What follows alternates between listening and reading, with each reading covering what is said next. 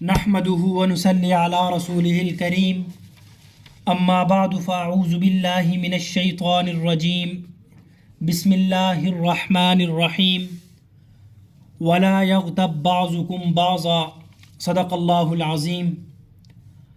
آج جس ٹاپک پر گفتگو کرنی ہے وہ ہے غیبت یعنی بیک بائٹنگ۔ معزز سامعین، آج کل کے دور میں ہماری سوسائٹی میں یہ دیگر برائیوں کی طرح غیبت بھی بہت زیادہ پھیلتی جا رہی ہے۔ یہ اتنی پھیل چکی ہے، ماں باپ، بھائی بہن، میاں بیوی، استاد شاگرد، تاجر و گاہک، افسر و مزدور، الغرض تمام دینی و دنیاوی فیلڈ سے تعلق رکھنے والے مسلمانوں کی بھاری اکثریت کو اس نے اپنی لپیٹ میں لے لیا ہے، اور آج کل ہماری کوئی بھی مجلس عموماً غیبت سے خالی نہیں ہوتی۔ اگر ہمیں معلوم ہو جائے کہ غیبت کے دنیاوی اور دینی کتنے نقصانات ہیں تو ہمیں پتہ لگ جائے۔ احادیث میں اس کے کیا نقصانات نبی صلی اللہ علیہ وسلم نے ہمیں بتلائے ہیں۔ یاد رکھنا چاہیے ہمیں کہ مختلف احادیث کی روشنی میں ہمیں معلوم ہوتا ہے کہ غیبت ایمان کو کاٹ کر رکھ دیتی ہے۔ بہت زیادہ غیبت کرنے والے کی دعائیں قبول نہیں ہوتی۔ غیبت نیکیاں جلا کے رکھ دیتی ہے۔ غیبت سے نیکیاں ختم اور برباد ہوتی رہتی ہیں۔ اب غیبت کیا ہے؟ غیبت کی جو ڈیفینیشن ہے وہ ہمیں نبی صلی اللہ علیہ وسلم نے خود بتلائی ہے۔ نبی صلی اللہ علیہ وآلہ وسلم نے استفسار فرمایا، کیا تم جانتے ہو غیبت کیا ہے؟ عرض کی گئی اللہ عز و جل اور اس کے رسول صلی اللہ علیہ وسلم بہتر جانتے ہیں۔ تو آپ صلی اللہ علیہ وسلم نے فرمایا، تم اپنے بھائی کا اس طرح ذکر کرو جسے وہ ناپسند کرتا ہے۔ تو عرض کی گئی اگر وہ بات اس کے اندر موجود ہو تو فرمایا جو بات تم کر رہے ہو اگر وہ اس میں موجود ہے تو تم نے اس کی غیبت کی، اگر وہ بات اس کے اندر موجود نہیں ہے تو تم نے اس پر بہتان باندھا۔ انسان کے کسی ایسے عیب کا ذکر کرنا جو اس میں موجود ہو غیبت کہلاتا ہے۔ اب وہ عیب کئی صورت میں ہو سکتا ہے، دنیاوی صورت میں ہو سکتا ہے، اخلاقی صورت میں ہو سکتا ہے، مال، اولاد، بیوی، اور انسان اگر غصے والا ہے اور اس کی حرکات و سکنات کو دیکھتے ہوئے آپ اس کے کسی عیب کا تذکرہ کریں۔ جسمانی عیب بھی ہو سکتا ہے، مثلا اندھا ہونا، لنگڑا ہونا، کالا ہونا، اور دین میں بھی عیب ہو سکتا ہے، دین کے حوالے سے بھی غیبت کرتے ہیں، مثلا چور ہونا، فاسق ہونا، ظالم ہونا، والدین کا نافرمان وغیرہ یہ باتیں کہنا، یہ ساری چیزیں وہ عیب ہیں کہ جو اگر انسان کے سامنے ان کا تذکرہ کیا جائے وہ اس کو برا سمجھے۔ معزز سامعین، آج کل اکثر جو گھر ہیں وہ اسی غیبت کی وجہ سے لڑائی اور جھگڑے میں گھرے ہوئے ہیں۔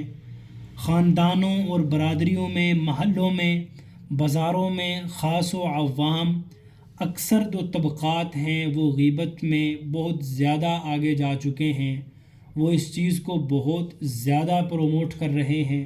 مجلس میں بیٹھے ہوں، کوئی عام بیٹھا ہو، کوئی خاص بیٹھا ہو، وہ بھی اس کام میں مبتلا ہوتا ہے، غیبت کرتے رہتے ہیں۔ نبی صلی اللہ علیہ وآلہ وسلم کے فرامین کی روشنی میں آپ دیکھیے کہ یہ کتنی بری چیز ہے۔ نبی صلی اللہ علیہ وآلہ وسلم نے فرمایا کہ معراج کی رات میں ایسی عورتوں اور مردوں کے پاس سے گزرا جو اپنی چھاتیوں کے ساتھ لٹک رہے تھے، تو میں نے پوچھا اے جبرائیل یہ کون لوگ ہیں؟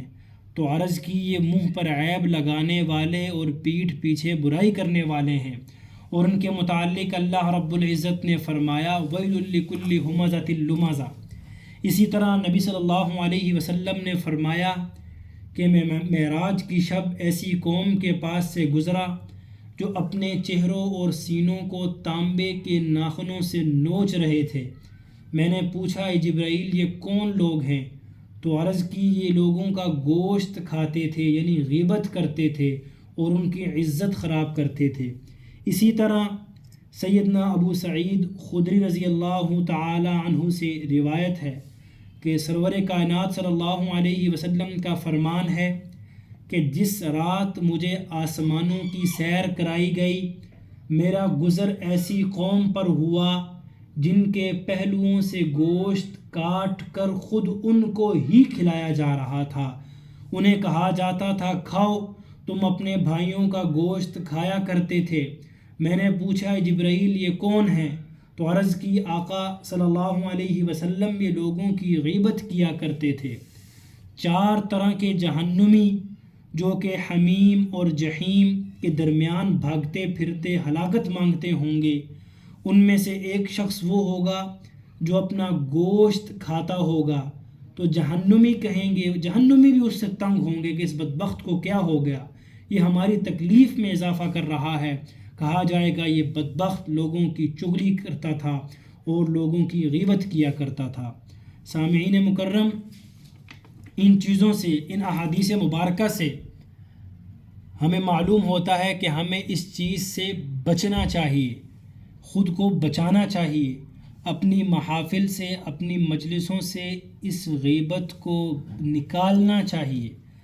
اب غیبت بعض جگہوں پر کی جا سکتی ہے، اس کی اجازت ہے۔ بعض صورتیں ایسی ہیں کہ جن میں غیبت کی اجازت دی گئی ہے۔ کسی کی برائی کو مناسب انداز میں بیان کرنے اور مخاطب کو کسی ممکنہ برائی اور خطرے سے خبردار کرنے کے لیے غیبت کرنے کی گنجائش موجود ہے۔ مثلاً ایک آدمی کو آپ نے دیکھا کہ وہ دوسرے پر حملہ کرنے اور اس کی جان لینے کی تیاری کر رہا ہے، ایسی صورت میں اس دوسرے شخص کو بتانا واجب ہے کہ تمہاری جان خطرے میں ہے، تاکہ وہ اپنا تحفظ کر سکے۔ یہ نہ ہو کہ آپ سوچیں جی میں اس کی بات اس کو کروں گا تو یہ تو غیبت ہو جائے گی۔ نہیں، بلکہ آپ پر لازم ہے کہ آپ جا کر دوسرے شخص کو بتائیں کہ فلاں شخص آپ کو نقصان پہنچانا چاہ رہا ہے۔ اسی طرح اگر کسی شخص پر ظلم ہوا اور وہ اپنا ظلم جو ہے اس ظلم کا تذکرہ کسی دوسرے کے ساتھ کرنا چاہتا ہے کہ میرے ساتھ یہ ظلم ہوا ہے، یہ زیادتی ہوئی ہے، تو یہ غیبت نہیں ہے۔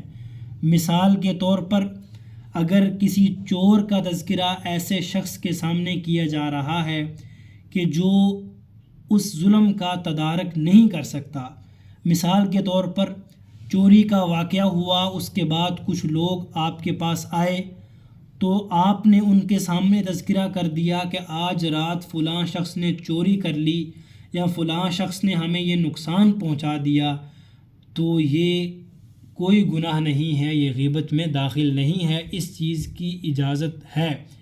اگر کوئی انسان کسی کو مارنے کی تیاری کر رہا ہے، آپ کو یہ معلوم ہے، تو آپ پر لازم ہے بلکہ واجب ہے کہ آپ جا کر اس بندے کو بتلائیں کہ بھائی آپ کو وہ شخص نقصان پہنچانے کی بلکہ آپ کی جان کو مارنے کی کوشش کر رہا ہے، تو آپ اس سے بچیں، اس غیبت کی گنجائش ہے۔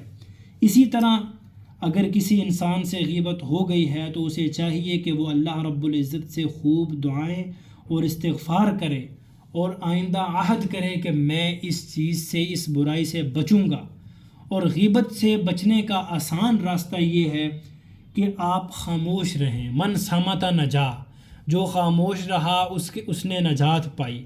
آپ یعنی کہ خاموش رہیں گے، کوئی ضروری بات ہے آپ نے کر لی تو آپ فائدے میں رہیں گے۔ اگر آپ کسی کی اچھائی بھی کر رہے ہوں گے تو اس کے اندر بھی کسی نہ کسی وقت جا کے آپ اس کی برائی کر دیں گے، جو کہ غیبت کی طرف چلی جائے گی، اور یہ انسان کے ایمان کو، انسان کے اعمال کو نقصان پہنچاتی ہے۔ دعا ہے اللہ رب العزت سے کہ وہ ہمیں اس برائی سے بچائے، ہماری محفلوں کو، ہماری مجالس کو اس برائی سے، اس غیبت جیسی لعنت سے پاک فرمائے۔ وآخر دعوانا ان الحمد للہ رب العالمین۔